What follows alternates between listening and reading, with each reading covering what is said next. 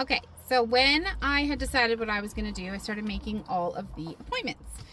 And because of my autoimmune disorders and everything that I have learned about implant illness and the potential risk there, I decided that I definitely did not want implants. No judgment to anyone who chooses that. It just wasn't an option for me that felt safe. I also know I'm young. I'm a curvy person. I would like to try to keep a shape if possible. My cancer was diagnosed at stage 1A, so it was very early. So I felt confident in just dealing with the affected side and leaving the healthy side alone for now. The other factor in that decision was I'm a single mom with lots of kids and pets and responsibilities. If I had two sides of my body out of commission during healing, that would have made life pretty much impossible. So I decided to just deal with the one side. If there were to be a reoccurrence on the other side, of course, I would attack that head on. But I just didn't, my gut just told me that that was a good idea. So that's what I went with. I opted to do a DIEP flap, which is where they take skin and tissue from your stomach, mound it into the shape of a breast, and basically transplant it onto your body. That is a very long process. I was warned that it was going to be a long process. I did not realize how long of a process it would be. So I am going to try to attempt to explain what my life has been like. I have visual aids. All right. So I went in for the surgery because I was not going to do radiation. I was going to be allowed to do an immediate DIEP flap, which most people have to wait. They'll do like the mastectomy and then they'll do all their treatment and radiation and everything, and then they'll come back and do the DIEP flap. And they usually have to have an expander in place while they are waiting for the DIEP flap, just to keep their skin the size that it needs to be, or increase it if that's the case for them. In my case, I was able to do mastectomy, the single, with immediate DIEP flap, which was exciting for me because I wasn't going to have to deal with an expander or being flat or anything like that for any shape of time. From the outside, I was going to look pretty much the same. It was just inside things were going to be a little different, and I would have to navigate a few different things. So here I am. We'll just do some crude drawings, right? And, oh gosh, I'm going to have to actually look at this when I draw. Sorry. That's terrible. I can't look at the camera and draw at the same time. Okay, so we'll try this again. I'm pretty curvy, so we'll just be generous with the hips there. And we'll just go up here. My arms don't exist because they weren't part of it. Okay, so here I am, and I had, well, maybe we will, just so it doesn't look so weird. I, of course, had 5 children, and I had nursed all 5 of them. So, I mean, in reality, my body was not 20 years old anymore. Okay, so that's fine. I was a bit of a teardrop shape when push came to shove and there was nothing on. So my cancer was on the right side. That might be backwards for you, but whatever. I'm drawing this drawing, and that's how I'm going to do it. So I had the mastectomy, which took away all of this breast tissue, and they cut into my skin, and they created a new mound with stomach fat and skin from down here. Oh, no, from way farther down. It's more like down here. Okay. In that process, they tugged all of this skin down, and I actually got a brand new belly button, which was kind of nice after having so many children.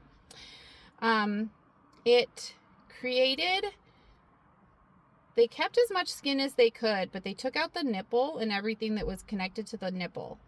So I had kind of a lollipop incision coming under this breast. and around this breast. So this here was stomach skin, and of course there was incisions around it, and then there was incisions on the upper part. Now this breast is up where it's supposed to be because it's brand new and tight. I had to allow all of this healing to take place, and this breast, of course, was just left alone. So most people didn't know that any of this was happening inside my body at all. And it was just me. Like, I'm dealing with this incision and it's healing well. And then, of course, I'm dealing with these incisions and that's healing well. I'm having to wear undergarments, so it's not like super obvious that I'm lopsided. It didn't really bother me. It was just like something that I had to be aware of as I was going through this process. So everything was healing pretty well. I was a 36 to 38, depending on my weight at the time, triple D when all of this began. And I did end up being 36 to 38 double D instead. So I did lose some, I did lose some, but it wasn't like a drastic difference. And honestly, because I wound up with a super flat stomach afterwards, it really didn't look all that different. No, I don't think most people noticed that I lost, that miniature cup size. So, that was my first surgery, and I lived like that for over a year. And as things were healing, I had to have other surgeries, which we'll go into that next. But I want to keep the timeline where the timeline is. Anyway, I just had to be careful about how I moved, what I did. That surgery was almost 12 hours long. I was in the hospital for 4 days in the ICU as I was recovering from that surgery. And, I was off of work for 3 months because it was such a major abdominal surgery going on. And, it was a hard time. I did enjoy my extra time with the kids. I did use that time wisely. So that was great. But it was just a hard time of life to get through. It was right before Christmas. I was trying to still be mom and have all the things going on that we were having, just in regular life. I stopped dating shortly before this because I just wanted to take care of myself, take care of my kids, take care of my body. I know other people dated throughout this process and they had a lot of complications and questions about what to do.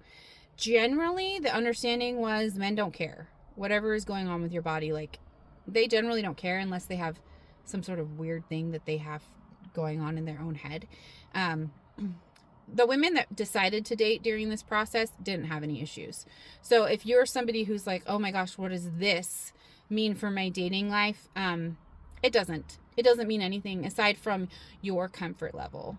That's the only thing that it's really going to impact.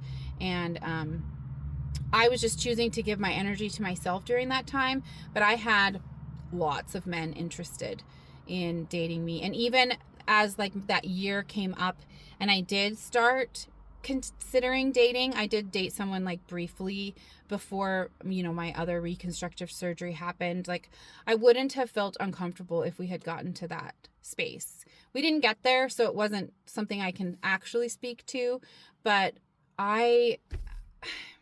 about 9 months after all of this, I started being willing to date, and it would have been a non-factor, to be honest. And I went on dates with several men for first dates, and then there was one that I really considered a relationship with, and it wouldn't have been an issue. So don't feel like that's going to slow you down at all. It's just about your comfort level and where you're at with your healing process. So that was my first major surgery, and then as I was healing from that, I discovered that they did a sentinel node biopsy where they send dye into your lymph nodes to see which ones are impacted. And they did come back positive. And so at that point, I was told that I was going to have to do chemotherapy, which was a pretty devastating blow to me. I was hoping I'd be able to avoid it. But after this surgery and the pathology reports came back, my diagnosis was upgraded to stage 2B, and it was confirmed that I had lymph node involvement. So chemo was going to be a mandatory experience for me.